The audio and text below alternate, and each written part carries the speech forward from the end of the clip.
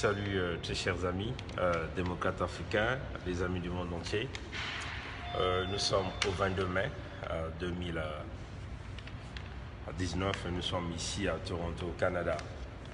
Bon, rapidement, Sassou Denis était bien arrivé à Moscou après quasiment 2 heures du matin, alors qu'il était attendu à 7 heures du matin. Déjà hier, nous avons passé le breaking news en passant l'information au peuple congolais et à tous les amis du monde entier. Bon, nous avons expliqué que probablement des problèmes avec son aéronef, en passant par l'Italie ou l'Espagne. Bon, là, les sources venaient de nous confirmer qu'il était obligé de passer par la Moldavie avant donc qu'il arrive en Russie, à Moscou, donc très tard dans la nuit.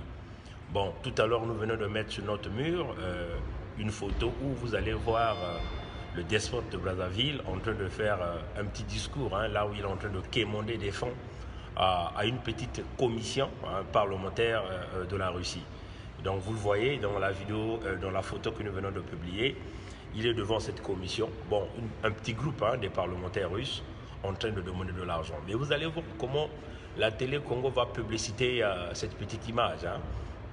Éventuellement, nous en sommes convaincus que quand vous partez en visite officielle dans un État, si en réalité vous êtes en harmonie avec cet État, ben cet État vous permet simplement de vous inviter dans la grande assemblée, là où vous avez tous les députés sont assis, les sénateurs sont là et vous faites donc votre discours. Ça démontre l'amitié entre le pays d'accueil et vous qui venez en tant que visiteur. Donc vous voyez que ce que nous voyons aujourd'hui, ce n'est pas une visite, comme on le dit, que c'est le président Poutine qui l'a demandé de venir, vous voyez, mais il est devant, comme on l'avait dit, qu'il était en train de forcer la main. Donc on lui présente une petite commission parlementaire et l'homme est là content, en train de faire son discours. Vous allez remarquer qu'il n'y a même pas le drapeau du Congo sur cette photo-là. Regardez bien. En tout cas, moi, je n'ai pas vu le drapeau du Congo. Donc ça vous démontre que tout le monde sait que c'est un voyou qui vient pour demander aux Russes. Bon, mais essayons de regarder la Moldavie. La Moldavie est située entre l'Ukraine et la Roumanie. Entre l'Ukraine et la Roumanie. Et nous savons qu'en Moldavie, il y a une partie qui s'était séparée de ce grand pays. Mais la Moldavie, si vous essayez de regarder la superficie de ce pays, c'est 33 700 km². 33 700 km². Ça, c'est la superficie de la Moldavie. Donc, c'est un tout petit pays. On peut dire que le Congo-Brazzaville est 10 fois la Moldavie, du point de vue superficie. Mais une partie qui est rentrée en sécession avec le gouvernement central est incontrôlable. Mais nous nous posons la question de savoir si Sassou a atterri en Moldavie, il a atterri où? À l'aéroport, à la capitale qu'on appelle Chinon, ou encore il a atterri du côté où nous avons, on peut dire, des gens qui ont demandé la séparation. Ça, c'est la question que nous allons nous poser. Mais si vous essayez de regarder, la Moldavie, c'est un pays lourdement armé. C'est un pays où la prolifération, le business des armes se fait à n'importe quel moment, à n'importe quel endroit. Parce que c'est des petits pays qui ne vivent que du commerce de l'armement. Donc, vous ne voyez pas bizarre que l'avion de Sassou, on nous parle d'une quelconque panne, puisse avoir cette panne-là en Moldavie. Si vous essayez de lire le contenu publié par l'ambassade de France en Moldavie, l'ambassade de France a réduit son personnel en Moldavie. Pourquoi on a réduit le personnel? Parce qu'on considère que, c'est les Français qui y vont, parce qu'on considère que c'est un pays qui n'est pas totalement sécuritaire. Ça, c'est clair. Donc voilà, on essaie de réduire le personnel pour assurer la sécurité des citoyens français. Maintenant, entre guillemets, un soi-disant chef d'État va faire escale dans un pays qu'on appelle Moldavie. Curieux, n'est-ce pas? Mais ce qui est vrai, nos sources du Kremlin nous donneront plus d'informations. Parce qu'il faut le dire que nous avons des sources au Kremlin. Nous allons travailler sur ce dossier. Nous allons vous dire avec qui il a traité, quelles sont les quantités d'armes que ce monsieur a achetées. Nous allons vous le dire. On va vous le dire, parce qu'on va vous le dire. Maintenant, ce que vous devez comprendre, chers amis démocrates africains, le discours de Sassou en Russie, nous avons déjà parlé de cette affaire du gazoduc, n'est-ce pas? Mais nous venons encore de recevoir plus d'informations, cette fois-ci par des sources de Paris, qui nous disent, en réalité, bon, nous avons déjà développé que c'était un projet de 2012, mais en réalité c'était un projet depuis son plan quinquennal.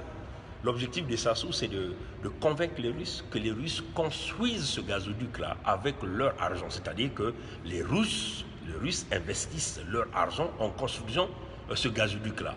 Donc, en réalité, les Russes vont devenir les propriétaires de ce gazoduc-là. Hein? Pour Sassou, qu'est-ce que Sassou va gagner? Parce que Sassou sait que si ce sont les Russes qui vont construire le gazoduc de Brazzaville à Oyo, ça veut seulement dire que les Russes mettront toutes les conditions de sécurité nécessaires pour protéger ce gazoduc. Ça veut seulement dire qu'il y aura la présence militaire russe au niveau du Congo pour assurer la protection du régime Sassou.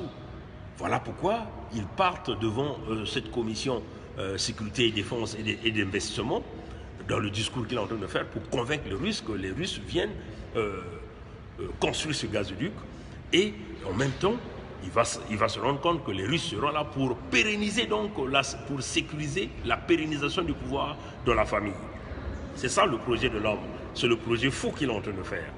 Bon, nous osons croire que les Russes ne vont pas accepter de rentrer dans ce piège parce que pour les Russes, ils vont construire le gazoduc, ils vont se mettre à facturer ce gazoduc-là à Sassou Nguesso, mais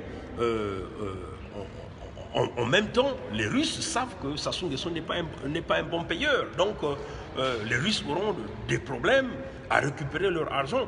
Mais le discours de Sassou, c'est comment il va faire pour embarquer les Russes dans ce projet. Puisqu'il sait qu'il y a une présence russe en République centrafricaine, les Russes sont en train de développer plusieurs systèmes là-bas, dans le domaine énergétique, aussi dans le domaine des mines. Vous voyez, donc Sassou veut vouloir les convaincre pour dire que, mais vous voyez que ce gazoduc que vous allez ramener là, ça va aussi vous aider, vous qui êtes en Centrafrique, pour vous aider à ramener ce gaz et à vite développer toutes les activités que vous êtes en train de faire en République centrafricaine. Vous voyez que c'est un argument de taille et de poids qui pousserait peut-être les Russes à mordre à la maison de Sassou. Et en même temps, vous voyez que, si les Russes mordent à la maison de Sassou Denis, ce qui se passerait, c'est quoi? C'est que Sassou va arriver donc à pérenniser son pouvoir. Et s'il arrive à pérenniser son pouvoir, ça veut simplement dire que le pouvoir va demeurer dans le clan, le Congo va continuer à chuter, eux ils détiennent leur pactole, ils vont continuer à bien vivre. Vous voyez, chers amis? Donc c'est cela le plan, l'argument essentiel qui va vouloir dire aux responsables russes de supporter son projet. C'est ça l'argument essentiel. Donc vous voyez que le peuple du Congo, nous sommes en train de vivre un fait compliqué, quitte à nous d'être très intelligents. Un autre point, d'après la source de Paris, il risquerait de ne pas même organiser l'élection de 2021. Il risquerait de ne plus même organiser l'élection de 2021. Donc on nous fait même croire que dans les jours qui vont venir, il risque de faire un discours pour dire aux Congolais qui n'a pas l'argent pour organiser les élections.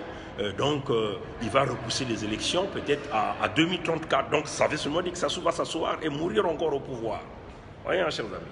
Donc, c'est une stratégie compliquée, mais comme il se dit qu'il a le soutien de la France, et là, il part pour chercher le soutien des Russes, et donc, une façon de pouvoir niquer les Congolais de plus en plus. Donc, vous qui êtes dans des petits calculs, élection 2021, là encore c'est une hypothèse, d'après une autre source de Paris, qui vient de nous le dire ce matin. Et donc, vous voyez que nous sommes dans une situation compliquée. Donc, si Sassou Nguesso vous dit qu'il ne va pas organiser l'élection, alors vous allez faire quoi, peuple congolais? Puisqu'il sait qu'il n'a pas l'argent.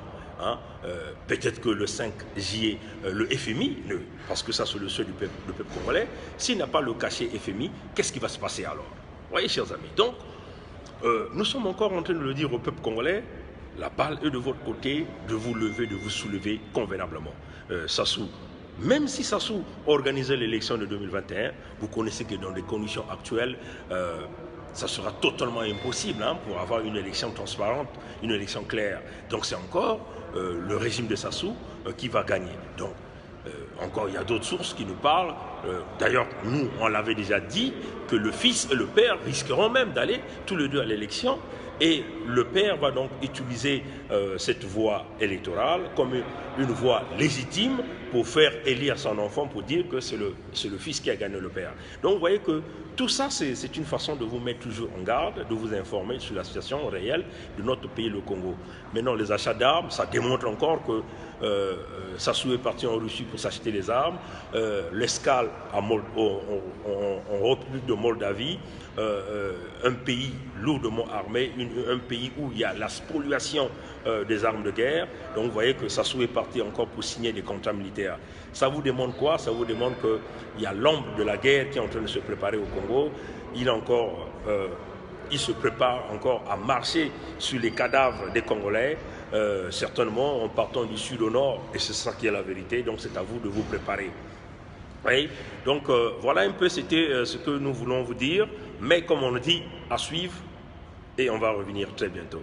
Que Dieu nous garde, que Dieu nous bénisse. Passez une bonne journée. Au revoir.